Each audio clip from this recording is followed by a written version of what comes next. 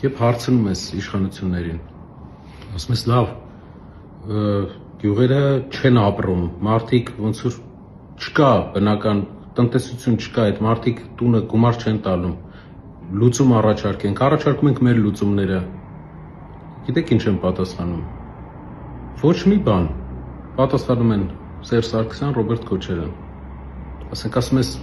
Հայկ ու ցավը տանեմ, հասկացանք Սերժ Սարգսյան, Ռոբերտ Քոչարյան, հիմա դուք եք, համարյա ամեն մեկի չափ դուք եք կառավարում, այս գյուղերում ապրոստ չկա, ինչ եք անում դրա համար, Սերժ Սարգսյան, Ռոբերտ Քոչարյան,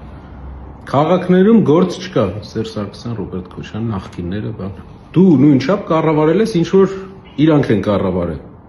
դու ես հիմա կառավարում, լավ, քայլ կա անելու, թե երկու անուն ես ամբողջ կյանքդ տալիս, ինչքան ինձ հիշում եմ, Սերժ Սարգսյան, Ռոբերտ Քոչարյան,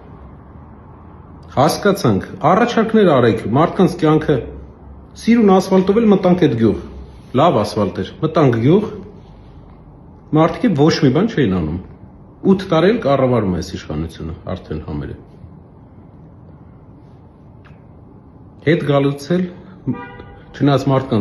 մարդիկ են շատ են եկել ու մեզ աջակցողներ ուրախացել էինք, որ դրական էմոցիա ենք ստանում, բայց հիշում եմ հետ գալուց ավտոբուսի մեջ sense լռություն էր ու մարդիկ մռայլություն էր շատ մեր բանը, որ այն ինչ տեսանք մի քիչ հուսահատություն էր մտցրել մեր մեջ, ավելի լավ էինք պատկերացնում։ Ու ավտոբուսի մեջ մեկը կարդաց, որ